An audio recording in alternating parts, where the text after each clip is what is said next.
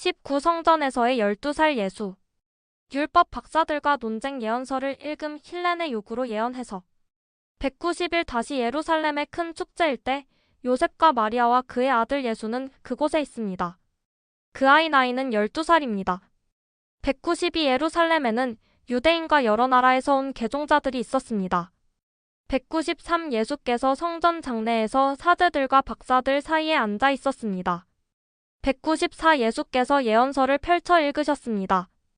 195 다윗이 주둔하였던 아리엘에 화 있을진저 재앙이 있을 것이로다. 내 아리엘의 무장을 해제하리라. 그리하여 아리엘은 슬피 한탄하게 되리라. 196내 적대자인 자들이 진을 치게 하여 사면을 포위하게 하리라. 197 그리하여 진지를 구축하여 이를 낮게 하리니 내 말소리는 땅으로부터 혼미하게 들려오리라. 내 소리는 땅에서 나는 혼백의 소리 같겠으고 웅얼거리는 내 소리는 먼지 속에서 들려오리라. 198 먼지 때 같은 수많은 적이 그곳을 갑자기 엄습하리라. 199만 군의 주께서 천둥과 폭풍을 내시며 오리로다. 폭풍우와 지진과 벼 락불을 동반하여 오리로다. 1910 보라, 이들 백성은 모두 나를 버렸느니라. 그들은 말로만 나에게 가까운 척하였으며 입술로만 나를 공경하였을 뿐 그 마음은 나로부터 멀어져 갔느니라. 그들이 나를 경외한다 하여도 단지 사람들의 개서 배운 관습일 따름이니라. 1911 그리하여 내가 나의 백성 이스라엘의 거친 역에 순결을 불어넣어 놀랍고 기이한 일을 보이리라. 지혜롭다는 자의 지혜는 모두 사라지고 슬기로운 자의 총명은 사라지리라. 1912 나의 백성들은 자기의 흉계를 들키지 않도록 이를 여호와의 눈에서 멀리 감추고자 하는도다. 그들은 밤의 어둠 속에서 그들의 간악한 일들을 행하며 말하기를 누가 지금 우리를 보고 있으랴. 누가 지금 불의를 행하는 우리를 알랴 하노라. 1913 불쌍하도다. 어리석은 자들이여. 피조물이 자기를 만든 조물주에게 그는 소용이 없는 자이며 나는 나 자신을 스스로 만들었다고 어찌 말할 수 있을까 보냐. 1914 또한 어찌 옹기가 옹기장이에게 입을 열어 그대는 기술이 형편엄 다 그대는 알지를 못한다고 말할 수 있을까 보냐.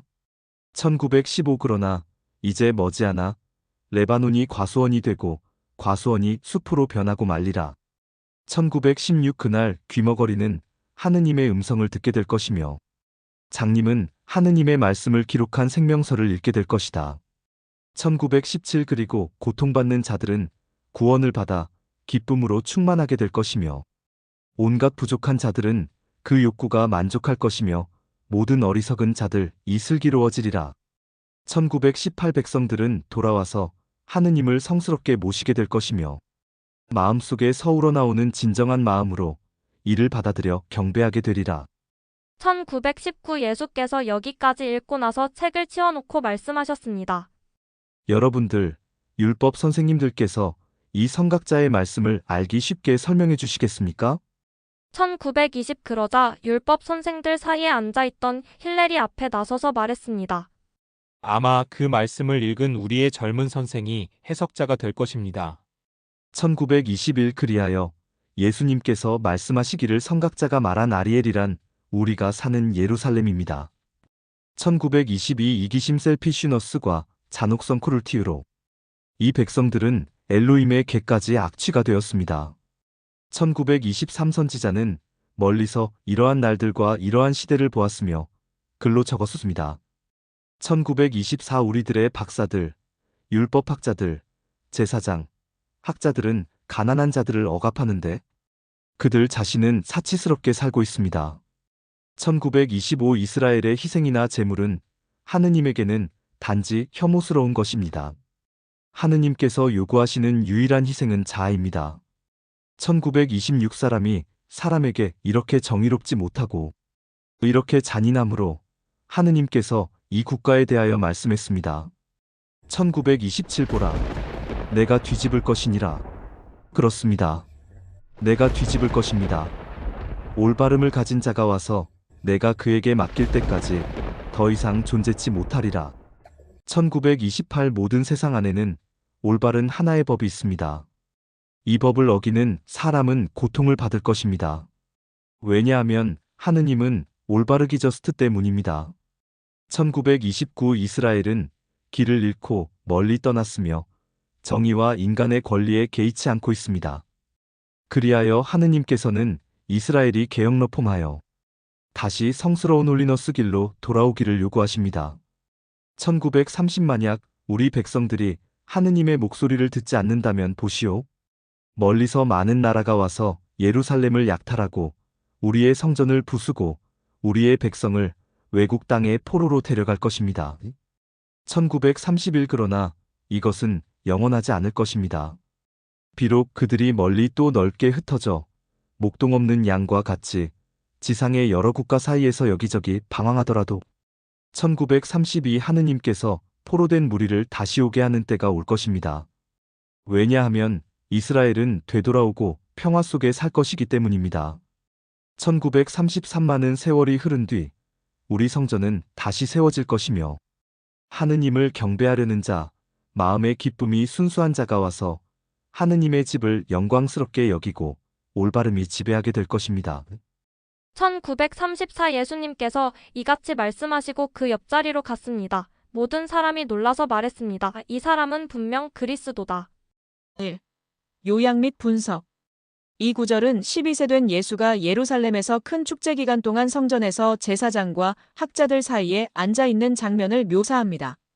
그는 아리엘 예루살렘으로 해석됨에 관한 예언 구절을 읽는데 그 구절은 그 도시 백성의 이기심, 잔인함, 위선으로 인해 그 도시에 대한 재앙을 예언합니다. 예수는 학자들에게 그 본문을 해석해보라고 도전하지만 저명한 학자인 힐렐은 예수에게 그 구절을 설명해 달라고 요청하는데 예수는 아리엘을 예루살렘으로 해석하시면서 백성의 도덕적 실패, 억압적인 행동, 불성실한 예배를 규탄하면서 하느님의 공의와 개혁과 거룩함의 필요성을 강조합니다. 가 하느님의 공의 성경 본문은 하느님의 공의를 강조하며 의에서 벗어난 이스라엘을 벌하지만 신실한 자들에게는 회복을 약속합니다. 나 위선과 개혁 히파크러시 언드러폼 피상적인 예배와 사회적 불의를 비판하고 진정한 회개와 개혁을 촉구합니다. 다 아리엘의 상징 아리엘 하느님의 사자를 의미한 예루살렘을 상징하며 예루살렘의 영적 중요성을 반영하지만 도덕적 타락으로 인한 신의 심판에 대한 취약성을 반영합니다.